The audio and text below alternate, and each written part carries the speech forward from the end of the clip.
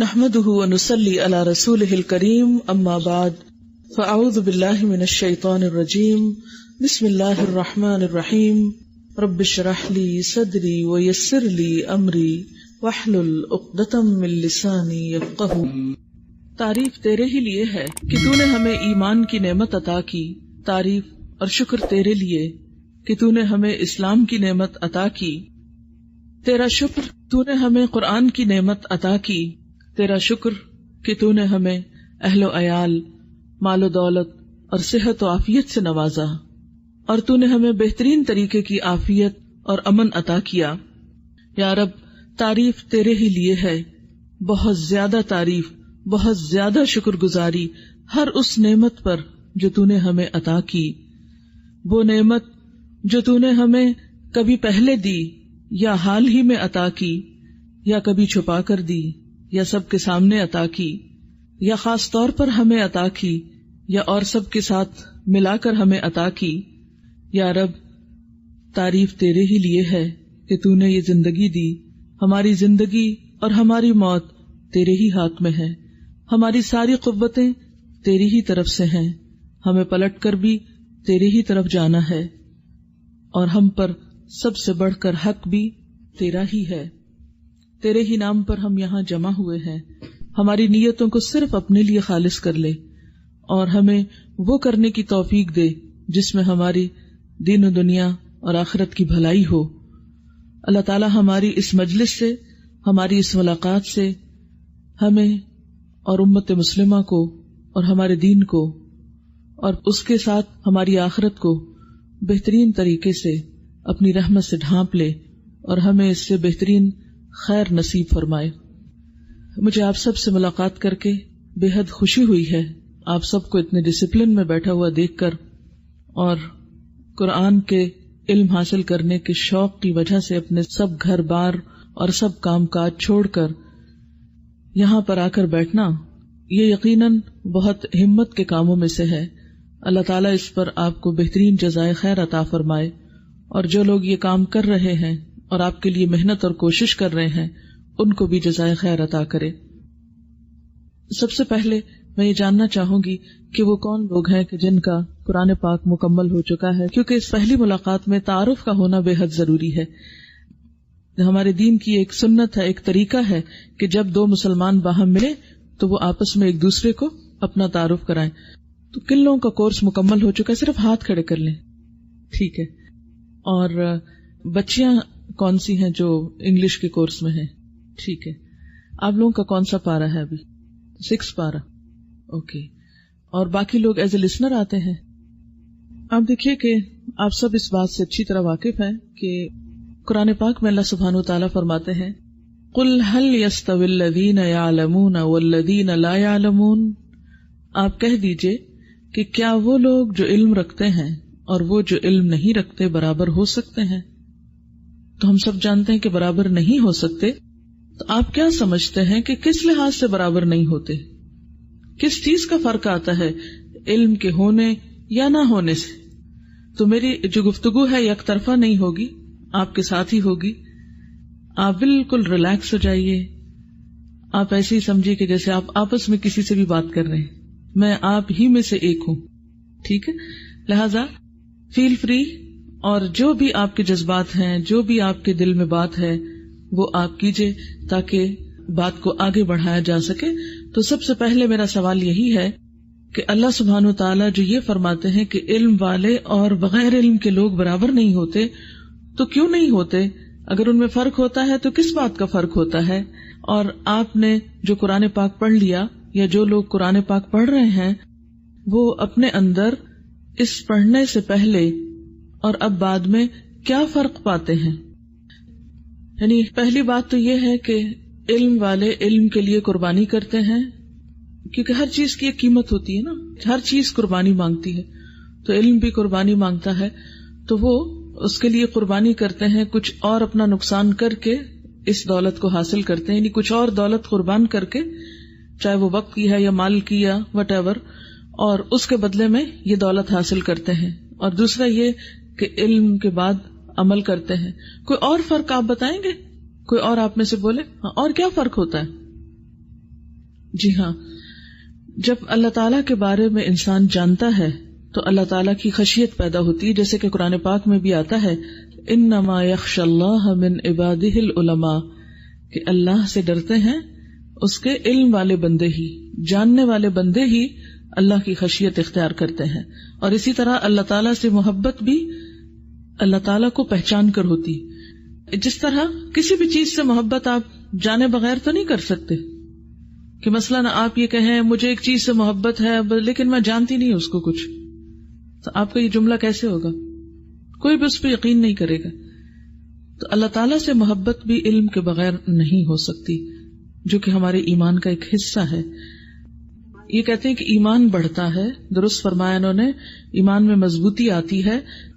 گویا دوسرے لفظوں میں علم عمل کے راستے آسان کرتا ہے. جیسے حدیث میں آتا ہے من سلک طریقا یلتمس فیہ علما سہل اللہ لہ طریقا الی الجنہ، کہ جو شخص علم کی تلاش میں گھر سے نکلتا ہے اللہ تعالیٰ اس کے لیے جنت کا رستہ آسان کر دیتے ہیں. تو جنت کا رستہ ویسے تو بہت دشوار گزار رستہ، بہت مشکل رستہ ہے. اور عام طور پر شیطان ہمارے دل میں کیا خوف ڈالتا ہے کہ تم پڑھو گے تو زندگی بڑی دوبر ہو جائے گی، زندگی مشکل ہو جائے گی. حالانکہ ایسا نہیں ہوتا، بلکہ اس کے برعکس علم حاصل کرنے سے عمل کرنا آسان ہو جاتا ہے. علم عمل کو دعوت دیتا ہے، علم عمل کے لیے ایک بنیاد فراہم کرتا ہے. یہ ایسا ہی ہے جیسے آپ جب بیمار ہوتے ہیں تو آپ کو چھوٹا سا کام بھی کیسے لگتا ہے؟ پہاڑ لگتا ہے نا. جب آپ جسمانی طور پہ کمزور ہوتے ہیں، بیمار ہوتے ہیں، مثلا آپ کو بخار ہو گیا، تب آپ سے کوئی کہے پانی پی لو تو آپ کیا کرتے ہیں؟ اپنا ہاتھ اٹھانا بھی مشکل لگتا ہے. کوئی کہتا ہے پانی پی لو، آپ کہتے ہیں اچھا پیتی ہوں. دوا کھا لو، اچھا پھر ادھر منہ کر لیا، پھر ادھر منہ کر لیا.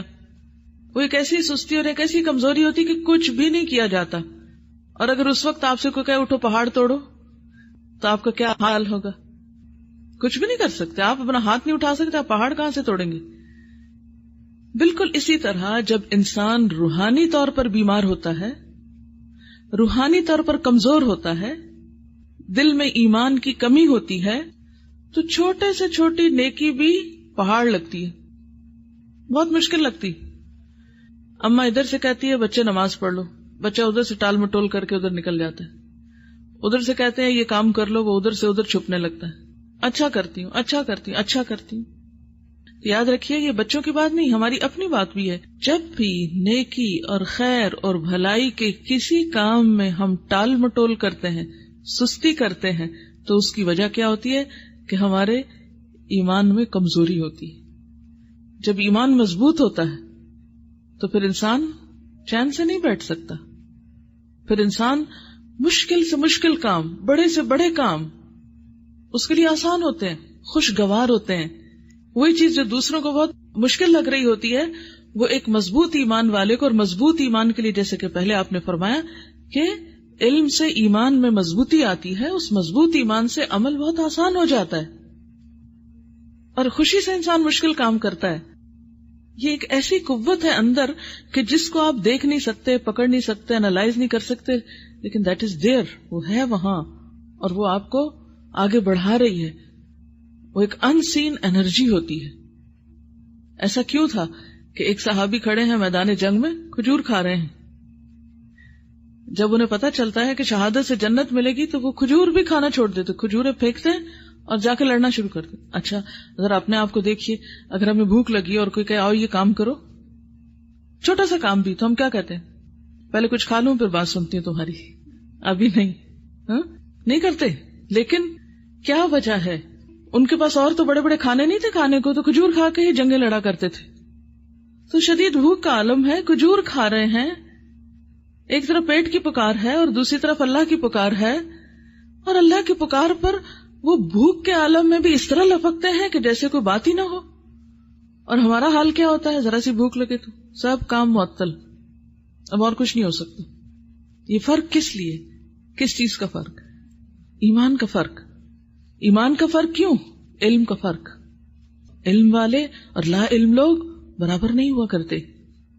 ضرور عمل میں فرق پڑتا ہے، اور اگر عمل میں فرق نہیں پڑا تو سمجھیے کہ پھر علم حاصل نہیں کیا. وہ علم نہیں، وہ علم بوجھ ہے. آپ کو معلوم ہے کہ یہود و نصارہ کے علماء رسول اللہ صلی اللہ علیہ وسلم کے زمانے میں بھی کس قدر پڑھے لکھے لوگ تھے، کتنا پڑھتے تھے. قرآن پاک میں ان کو اہل کتاب کہا گیا، پیپل آف دا بک، کتاب والے.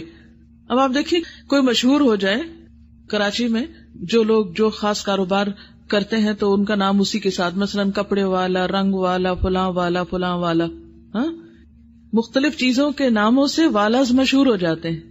تو اسی طرح یہ یہود و نصارہ کس سے مشہور ہو گئے تھے؟ کتاب والاز. یعنی اتنا زیادہ ان کا علم کے ساتھ تعلق تھا ان کے علماء کا، لیکن اس کے باوجود ان کا حال کیا تھا؟ اندر سے روح نہیں تھی، وہ ایمان نہیں تھا، جس کی وجہ سے اللہ تعالیٰ نے ایک نئی قوم کو اٹھایا، رسول اللہ صلی اللہ علیہ وسلم کو بھیجا. ان میں نہیں بھیجا. آپ تو چونکہ قرآن پڑھے ہوئے نا، اس لیے میں آپ کے ساتھ تھوڑی تھوڑی علمی گفتگو بھی اس ریفرنس سے کروں گی، جس کی بہت ڈیٹیل میں نہیں جاؤں گی، وہ آپ خود ہی سمجھ جائیں گے. ان میں نہیں بھیجا. ان کو بہت اس بات پہ حسد بھی تھا اور غصہ بھی تھا، اور بہت وہ اس پر ناراض تھے کہ آخری پیغمبر ہم میں سے کیوں نہیں آیا. اللہ تعالیٰ نے ایک اور قوم میں سے اٹھا دیا پیغمبر. کیوں؟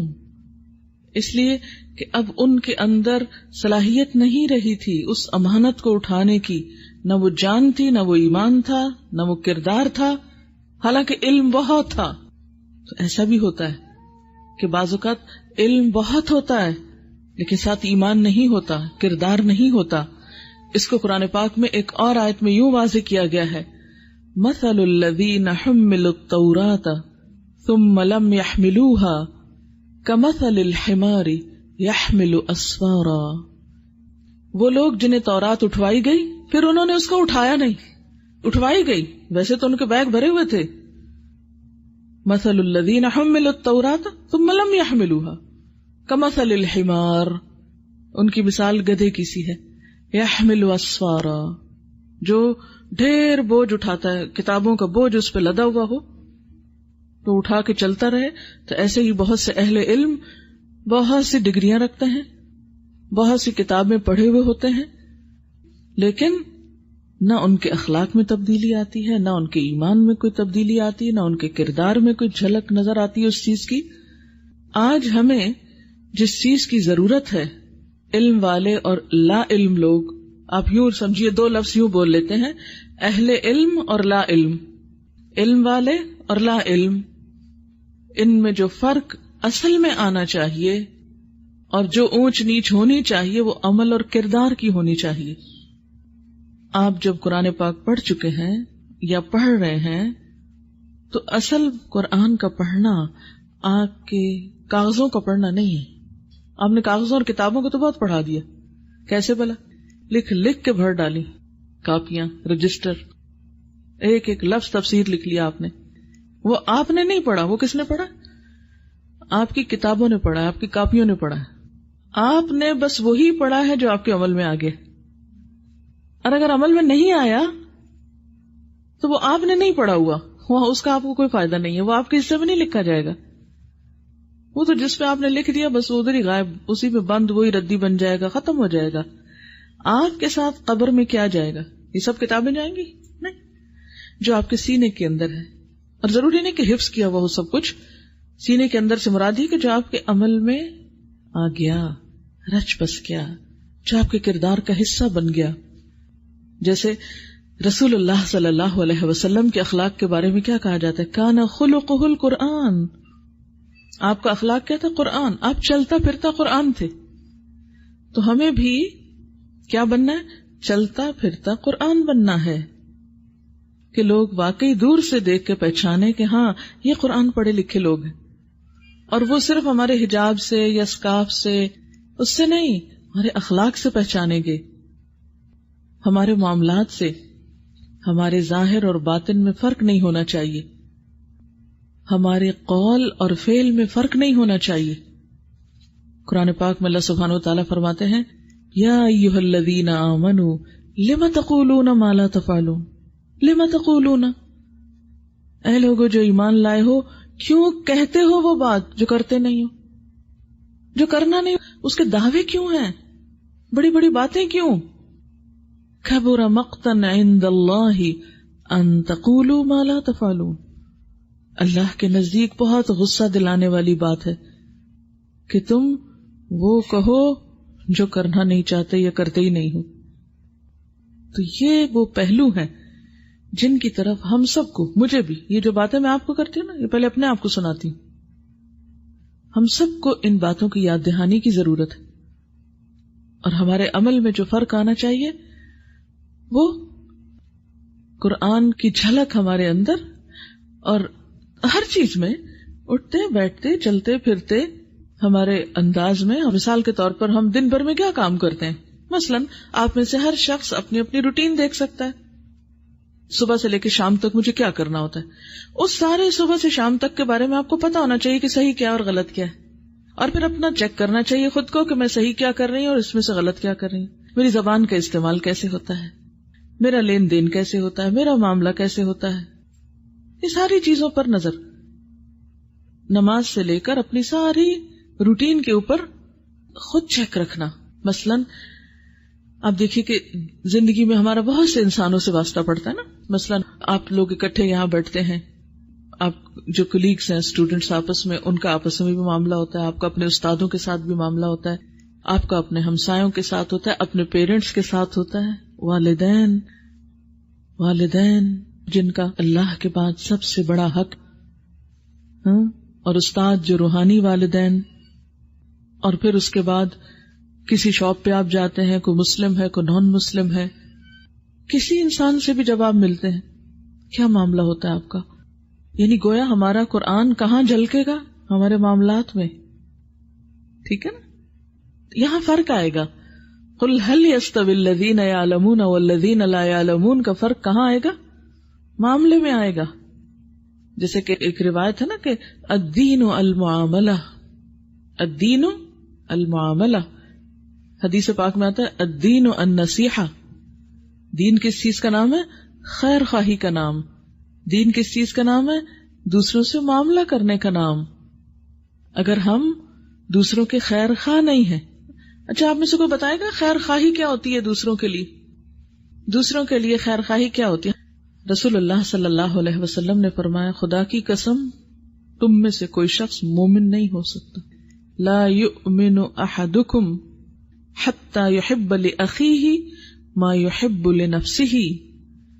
کوئی شخص مومن ہی نہیں ہو سکتا جب تک کہ وہ اپنے بھائی کے لیے وہ پسند نہ کرے جو اپنے لیے کرتا ہے. اب آپ دیکھ لیجئے, جب آپ یہاں آتے ہیں آپ جلدی سے اپنے لیے اچھی سی سیٹ رکھنا چاہتے ہیں, آپ جلدی سے اپنے لیے اچھی سی کتاب چننا چاہتے ہیں, ہر چیز اپنے لیے سب سے اچھی رکھنا چاہتے ہیں. ہو گیا نا امتحان میں فیل. صحابہ کرام کا طریقہ کیا تھا؟ کلاس روم میں تو چھوڑیے, میدان جنگ میں وہ کیا کرتے تھے؟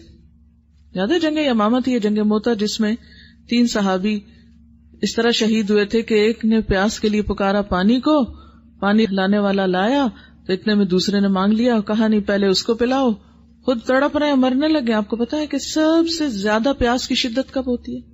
موت کے وقت. عام حالات نہیں تھے. اسے کہتے نہیں دوسرے کو پلاؤ تم پہلے. ابھی وہ ادھر پہنچتے تو تیسرے نے بلا لیا کہ نہیں وہ تیسرے کو پلاؤ, اور اتنے میں وہ تیسرے تک پہنچتے, وہ تیسرا دم توڑ بیٹھا. پہلے پہ پہنچے وہ شہید ہو چکے, دوسرے تینوں کے تینوں. یہ ہے ایثار, یہ ہے دوسرے کے لیے وہ پسند کرنا جو اپنے لیے کر رہے ہیں.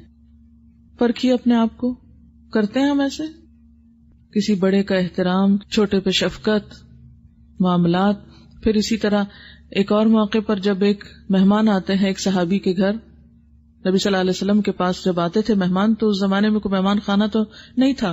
آپ پہلے اپنے گھر میں پتہ کرواتے, کوئی چیز ہے تو خود کھلاتے پلاتے, اگر گھر میں نہیں ہوتی تھی تو پھر صحابہ کرام سے کہتے کہ جو بھی اس مہمان کو آج اپنا مہمان بنانا چاہے بنا لے. تو جو بھی سامنے ہوتا وہ آفر کر دیتا کہ میں لے جاتا ہوں اپنے گھر. تو اسی طرح ایک انصاری کے گھر ایک مہمان آئے اور گھر میں صرف اتنا کھانا تھا کہ یا تو خود کھاتے یا کھلاتے. تو انہوں نے مہمان کو احساس تک نہیں ہونے دیا کہ ہم بھوکے ہیں, ہمارے پاس نہیں ہے. احسان جتانا تو دور کی بات, احساس بھی نہیں ہونے دیا. چراغ بجھا دیا اور اس طرح شو کیا جیسے خود بھی کھا رہے ہیں, اور کھانا مہمان کو کھلا دیا. یہ ہے ایمان کہ دوسرے کے لیے وہ پسند کرنا جو اپنے لیے کرتے ہیں. اچھا ہمارا حال کیا آتا ہے کہ اگر کوئی ہمارے رشتے دار ہمارے گھر آ گئے ہیں یا کوئی مہمان آ گئے تو ہم اچھی چیزیں چھپا دیتے ہیں کہ یہ ان کے لیے نہیں ہے. ہم کیا کر رہے ہیں؟ ہم کیا کرتے ہیں نا, ہم نے کوئی چیز اپنے لیے خریدنی ہو تو اور طرح دیکھتے ہیں, جب کسی کو دینی ہو, کسی کو دینے کے لیے خریدتے ہیں تو کیا کرتے ہیں؟ سوچیے نا ذرا, یہ معاملات ہوتے ہیں, یہی معاملات ہیں. ہم دکھاوے کے لیے تو بڑی سی چیز لے لیں گے, لیکن اس کے اندر واقعی کسی کی کتنی خیر خواہی ہے, کسی کے کیا کام ہے. خیر خواہی تو یہ نا کہ اس کی کوئی چیز کام آئے, نہ کہ صرف اپنی شو بنائی جائے کہ ہاں ہمارا نام اتنا بڑا ہو جائے. اب لین دین میں بھی یہی معاملہ لین دین ہی کا نام ہے نا. تو یحب لأخیہ ما یحب لنفسہ, اور اس کو ہر روز اپنے آپ کو چیک کرنے کی ضرورت ہوتی ہے. ہر روز بہت جلدی بھولتے ہیں ہم چھوٹے چھوٹے معاملات میں, اور اگر ہم دوسروں کی جگہ خود کو رکھ لیں بہت سی باتیں بہت جلدی سمجھ میں آنے لگے. ہم دوسروں کی جگہ اپنے آپ کو نہیں رکھتے, اس سے پھر مشکل ہوتی. تو الدین النصیحہ, دین خیر خواہی کا نام ہے. اچھا یہ صرف چیزوں کے لین دین میں نہیں, مثلا کتاب مل رہی تو ہماری نظر ہو یا اللہ وہ کتاب مجھے ملے, یہ اس کا تو صفحہ پٹا ہوا, یہ میں نے نہیں لینی ہے, کوئی اور لے جائے. یہ صرف اس میں نہیں بلکہ مشوروں میں بھی. کوئی آپ سے مشورہ مانگتا ہے مجھے کیا کرنا چاہیے, کوئی شادی ہے, کوئی کاروبار ہے, واٹ ایور, کیسا مشورہ ہم اس کو دیتے جس میں وہ پھنسے یا واقعی اس کا بھلا ہو. یعنی ہم ہر وقت ایک امتحان میں ہوتے ہیں. ہمارا دین چھوٹی چھوٹی چیزوں میں پرکھا جاتا ہے. اور جیسے ابھی میں نے والدین کی بات کی تو مجھے بعض اوقات ایسا لگتا ہے کہ آج کے دور میں والدین سب سے زیادہ مظلوم چیز ہے. مظلوم, شاید کسی کو ہم اتنا نہیں ستاتے جتنا اپنے ماں باپ کو ستاتے. ہر پریشانی تو ان کو سنائیں گے, ٹھیک ہے سنانی چاہیے, وہ ہمارے خیر خواہ ہیں, ہمیں صحیح مشورہ دیں گے, لیکن جب ان کی کوئی بات ماننے کا وقت ہو, ان کے ادب کا, ان کے عزت احترام کا, پھر ہمارا معاملہ کیا ہوتا ہے؟ کیا جس بات سے وہ ہمیں روکے ہم رک جاتے ہیں؟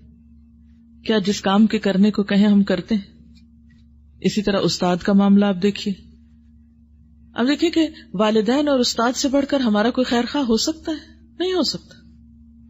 اور جتنی قربانیاں وہ ہمارے لیے کرتے ہیں اتنا کوئی بھی نہیں کرتا.